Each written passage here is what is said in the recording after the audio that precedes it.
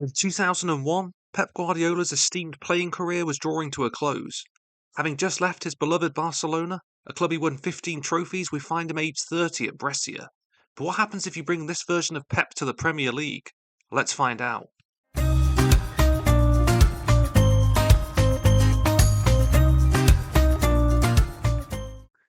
It's 2009 and we're back with Manchester City. This is the exact same version of Pep who appeared on Championship Manager 2002. Despite his advancing years, he's still a formidable player. Technically, he's a prototypical Barcelona midfielder, with great technique and passing.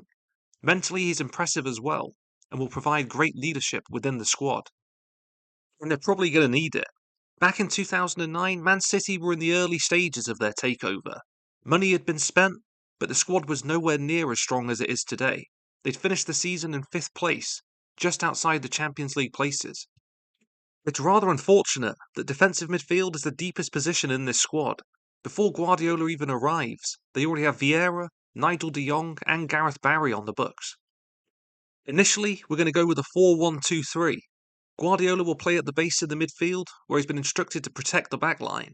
It's pretty surprising that they're really lacking an elite attacking midfielder. We're basically lining up with 3 DMs in the middle, which might not be the most efficient to attack with. You can definitely see why Man City spent £141 million in the following season on new players. On each wing, we're going to use Sean Wright-Phillips and Craig Bellamy. Whilst they're good players, I'm not sure they have the required quality to challenge for the title. Let's move through the season though and see if they can prove me wrong.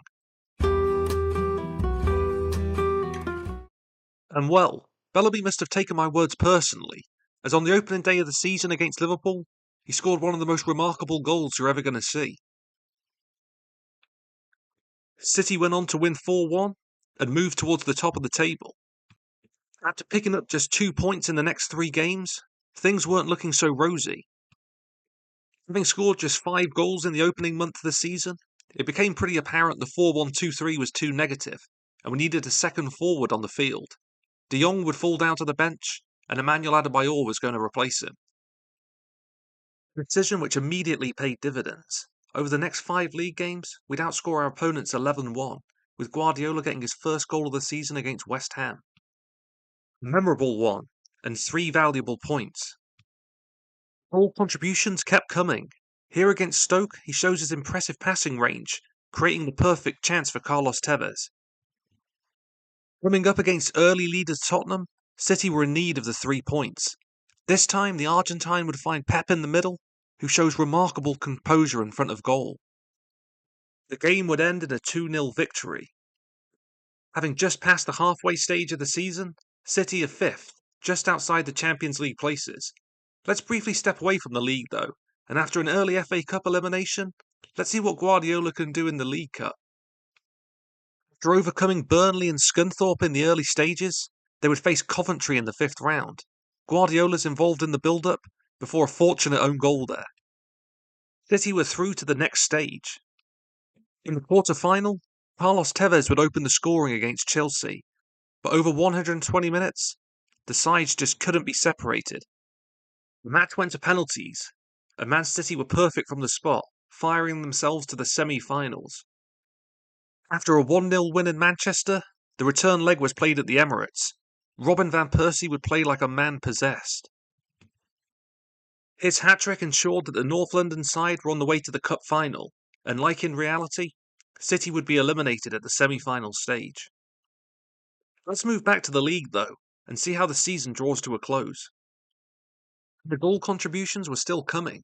Against Birmingham, Pep finds space on the edge of the 6-yard box and hammers the ball home to kickstart a 4-1 victory. He really upped his game when he came up against Midlands teams. Here he registers a fine assist. He finds space in the midfield before the searching pass out to Craig Bellamy, who has the composure to do the rest. Disappointing to miss out on the 3 points. He may have saved the best for last. His final goal of the season came against Villa. It ended with annihilation, 7-1, with Adebayor hitting the back of the net 5 times. Guardiola had a decent season. He played 34 league matches, contributing 9 goals and assists in the competition. Unsurprisingly, he was impressive on the ball, completing over 78% of his 1,432 passes, He also averaged over 2 tackles per game and was instrumental in winning the ball back in the midfield.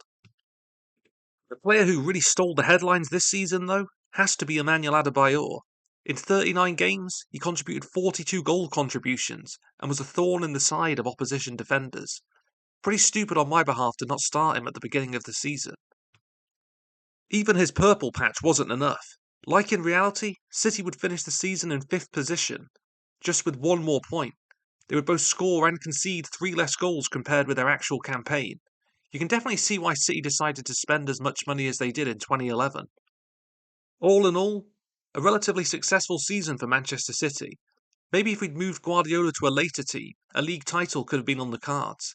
Here, though, he definitely showed his qualities and reminded us just how good he was before he moved to the managerial dugout.